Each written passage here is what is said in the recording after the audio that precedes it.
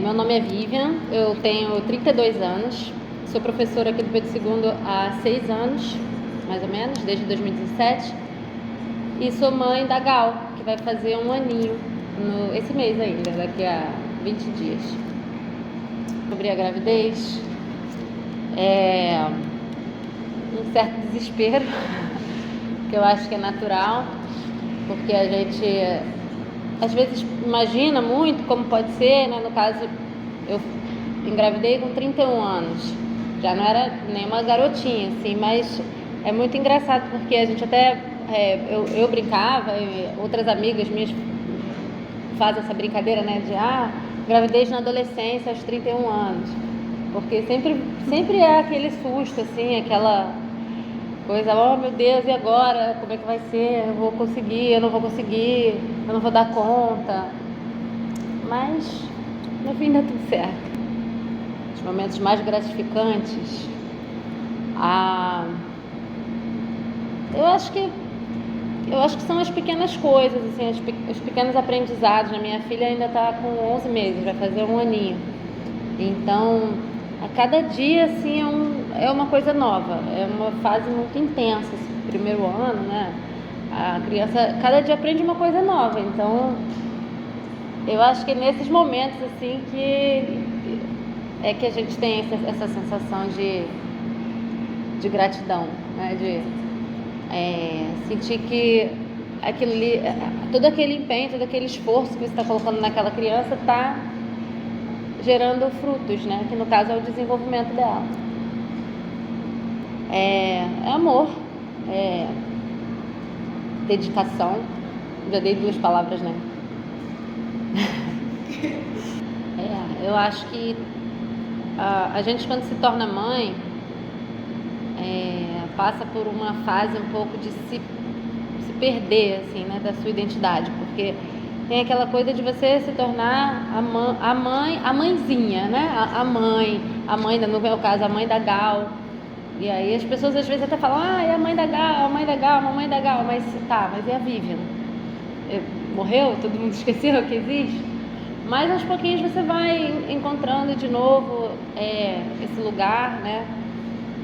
Mas eu acho assim que, em relação à forma como eu me vejo, a maternidade me trouxe uma visão, assim, talvez mais realista de mim, ao mesmo tempo em que eu pus à prova, né, algumas coisas em mim, e com isso eu acho que eu provei para mim mesma uma potência minha.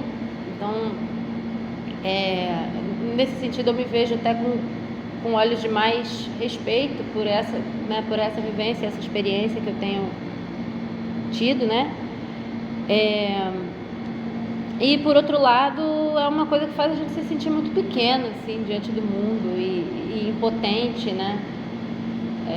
Então, não sei, acho que é como se fosse eu ainda sou eu mesma, eu ainda sou a mesma pessoa, mas diferente, mas com uma carga, eu acho, de vida muito maior. Totalmente, né? A cobrança é absurda em cima da mulher. Enfim, isso aí eu acho que é uma coisa que influencia desde o momento da própria decisão de ter ou não filhos, né? Porque é muito complicado, assim, você é cobrada de todas as formas. Você tem que ser mãe, porque se você não for mãe, né, assim, o discurso do senso comum da sociedade, eu acho que é mais ou menos por aí. Você tem que ser mãe, porque se você não for mãe, você não é completa, você não cumpriu o seu papel social, né? Você vai ser infeliz, você vai ter uma velhice solitária e aquilo tudo. Mas se você for mãe jovem demais, também é um problema. E se for velha demais, também não pode, né? E se for mãe solteira, também não pode, né? Mas se você trabalha, não pode, porque você está deixando seu filho sozinho em casa. Mas se você não trabalha, é encostada, vive de pensão.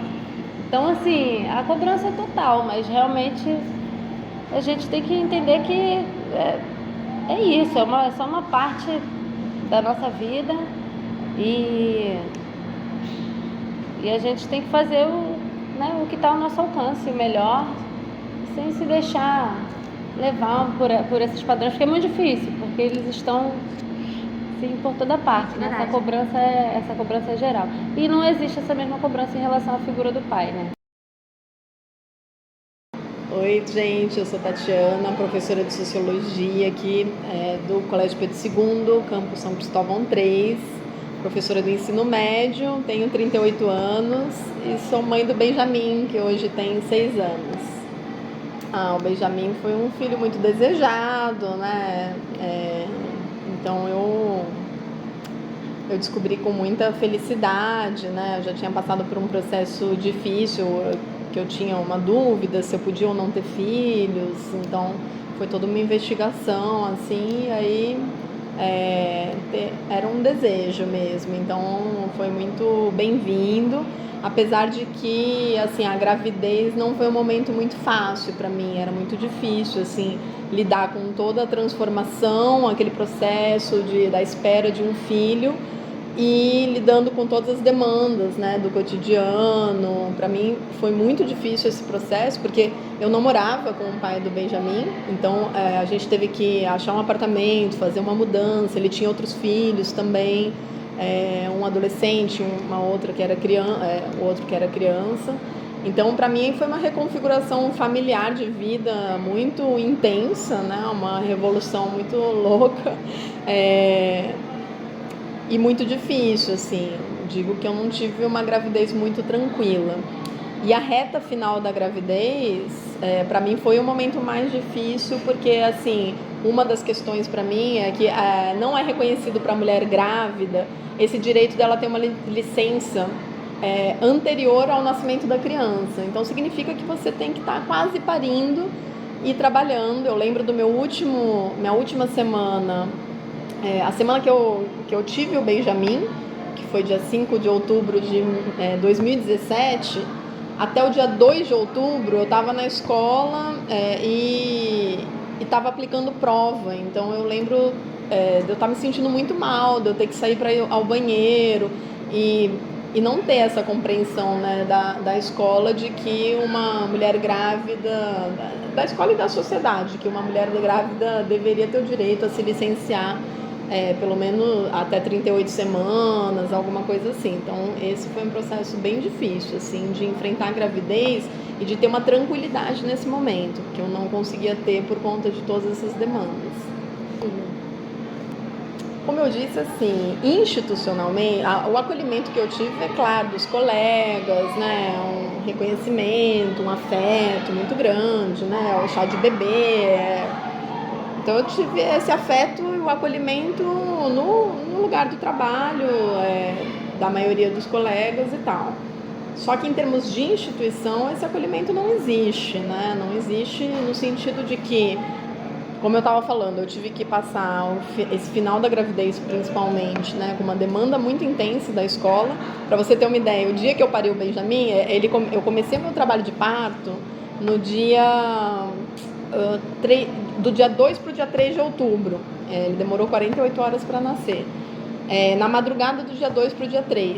E nessa madrugada eu estava corrigindo prova até 2 da manhã. Então eu corrigi prova até 2 da manhã, porque eu tinha um prazo para entregar essas provas. E aí, às 3 da manhã começou meu trabalho de parto. Quer dizer que eu não dormi na noite e ficaria mais 2 noites acordada no trabalho de parto. Então, assim, eu tinha que estar corrigindo prova, literalmente. No meio do meu trabalho de parto, o meu colega teve que ir até a minha casa e eu tive que entregar para ele, né? Primeiro essa exposição, assim, de ter um colega de trabalho dentro da sua casa, no meio do trabalho de parto, e eu ter que entregar os pacotes ali, né? Então, ter esse constrangimento, assim, que é um não reconhecimento da mulher trabalhadora, desse espaço de trabalho e da condição que a gente tem, porque realmente tem uma visão social, né? A gravidez realmente ela não é uma doença, mas ela demanda da gente. A gente tem que estar sempre ao médico fazendo pré-natal. Tem toda uma questão que... E aí eu lembro muito do médico, assim, que me atendia, ele falava assim, se você quiser um licenciamento da escola, a gente tem que inventar que você está com problema na gravidez. Mas eu não tinha um problema na gravidez. Só que se eu quisesse um licenciamento, eu tinha que inventar que eu tinha um problema, né? Então, tudo parecia muito desencaixado. E aí depois que eu tive o Benjamin, tive a licença maternidade, né, 6 meses, tal, com o 7º mês é um mês a mais, né, de férias que a gente tira, então fica 7 meses na licença maternidade. E aí essa é uma outra encrenca. Eu optei por tirar mais 5 meses, até meu filho fazer 1 ano, eu optei por tirar uma licença não remunerada. E aí eu fiquei sem salário, que é um problema, né? Mas eu tinha essa opção porque o pai do meu filho também trabalhava e a gente achava que tinha como ter essa opção. Mas a verdade é que um bebê com 7 meses, ele não come. Então, assim, coisas muito básicas de como funciona uma criança, um bebê de 7 meses, ele é introduzido, ele é amamentado exclusivamente até 6 meses. E com 6 meses começa a introdução alimentar de um bebê. Quem conhece um bebê, por isso que eu falo que as leis não são feitas por mulheres, né? Quem conhece um bebê sabe que essa transição ela é lenta. Um bebê começa a comer, ele experimenta, né? Mas ele não se alimenta daquilo. Então, o meu bebê começou a comer com 9, 10 meses que ele comia. Com 6, 7 meses, ele se alimentava do leite materno. Mas como que eu vinha para a escola? Eu tinha um horário girafa, eu lembro que me deram um horário assim. Como que eu viria para a escola? E eu tinha que amamentar o meu filho, assim, senão ele passava fome, né? Ou então, assim, muitas mulheres ficam lá ordenhando leite para deixar os copinhos para o filho, que é um processo muito cansativo, porque você leva horas e horas e horas para ordenhar o leite. Então é toda uma questão que a sociedade não está preparada para receber os bebês, né? Para entender o que são os bebês, as suas demandas e a demanda da mulher para poder suprir esse bebê, né? Seja de alimentação, seja de afeto, porque um bebê de 7 meses também, né? Ser desligado da convivência com a mãe durante 12 horas que ela fique no trabalho, não é razoável para o bebê. É uma questão de saúde mental até para o bebê, essa segurança materna. E aí a minha opção foi ficar sem salário durante 5 meses, para estender a minha licença para 1 ano, que eu acho que seria bem razoável.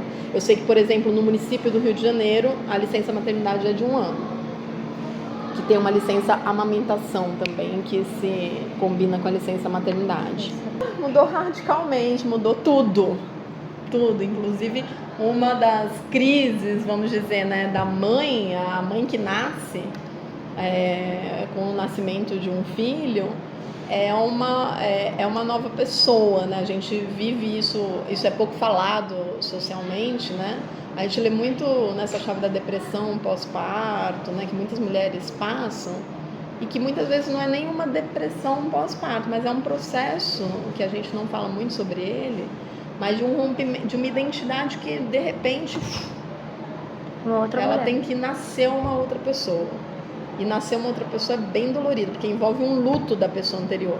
Você tem que fazer o luto de quem você era para nascer uma pessoa nova. Isso é muito radical, é muito profundo, muito radical, é muito dolorido, sofrido. Porque, de repente, você tem um ser humano que depende de você para tudo. E esse ser humano, ele tá ali o tempo todo. Então, assim, essa lógica da mãe que não consegue, né, levantar para fazer xixi. Eu lembro que eu ficava mirando o banheiro com aquele bebê assim no colo, e eu apertada, e eu, assim, incapaz de fazer o xixi que eu precisava. Mas essa ideia, né, de que você não tem nem autonomia sobre o seu corpo, esse bebê muito pequeno que exige essa proteção, né, de colo, é uma coisa muito profunda, assim, de que você não tem autonomia. Eu lembro que eu saía na rua e eu via as pessoas assim na rua, nos bares, sentadas, e eu achava assim, gente, é um outro olhar para a existência, assim, porque eu me sentia assim, meu Deus. A primeira vez que eu saí sem meu bebê na rua, parecia que faltava uma parte mesmo, porque é uma outra configuração de identidade, é uma mudança muito radical.